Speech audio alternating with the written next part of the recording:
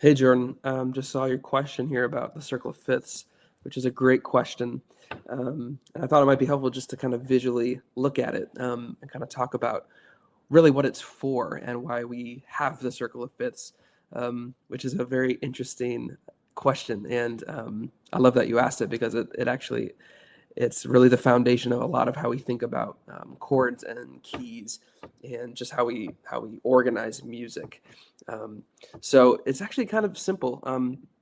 But if you look at the top and look at the key of C, as you know, it's called the circle of fifths because if we were to start at the top here and move clockwise, each new key, we're moving by an interval of a fifth upwards. So from C to G is up a fifth, from G to D is up a fifth, and so on and so forth.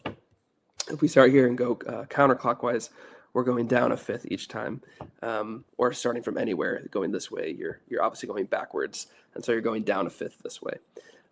So you can kind of visually already see just the way that we've organized it like this, because each key, as we move by a fifth, we're actually adding one sharp or one flat, or I guess removing one sharp or flat if we're going the opposite way.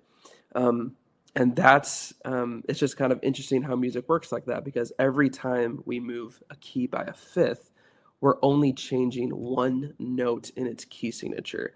That's kind of, I guess, the point of the circle of fifths, is that we're organizing keys by how closely related they are. And I actually think about this in a similar way to the color wheel. If you think about the color wheel, or you pull up a picture of that, and you'll see how blue and green are right next to each other, or how red and yellow are right next to each other, or red and orange, excuse me, are right next to each other. And it's because those colors are very close, and it doesn't take much adding a little bit of pigment or a little bit of color to red will move it to orange. And it's similar in music, kind of like that. That's how I kind of think about this, is moving from C to G um, only adds one note that's different, which is F sharp. And so one way to think about the circle of fifths is that two keys that are next to each other on the circle of fifths, or are separated by that interval of a fifth, are considered very closely related keys. And so if you were composing a piece of music, or even writing a piece of music, and you wanted to perhaps modulate to a new key, you would maybe know, based on this principle of the circle of fifths, that if we're in the key of C and we're going to modulate to a key, a closely related key, or a key that would sound very similar, would be the key of F or the key of G, because they have almost the same notes in their scale, with the exception of just this one sharp, or the exception of this one flat in the key of F.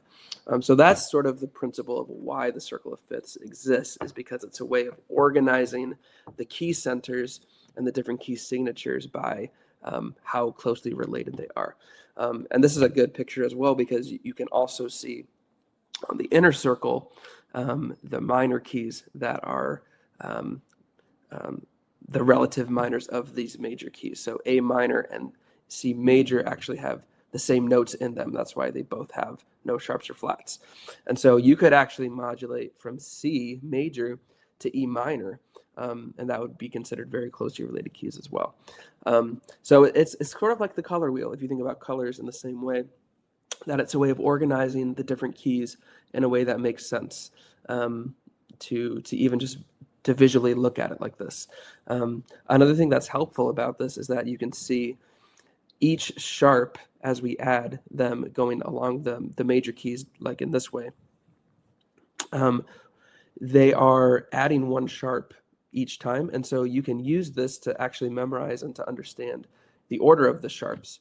And so we start with one sharp would be F sharp, and then the next sharp we add C sharp. So if you're going to try to memorize your key signatures and know that how many sharps or flats are in the key of D, and you could memorize these sharps and flats, then you would know that as you move from C to G to D, that we've moved two keys, and therefore we've added two sharps. And then you could memorize knowing that those two sharps are F and C sharp. And if you actually look at those sharps as well, the order of the sharps is also moving in fifths. So we start with an F sharp, and then we add a C sharp. And as we go on, we keep adding a sharp by intervals of fifths. So that's just a little bit of what the circle of fifths is for. Hopefully that's helpful for you.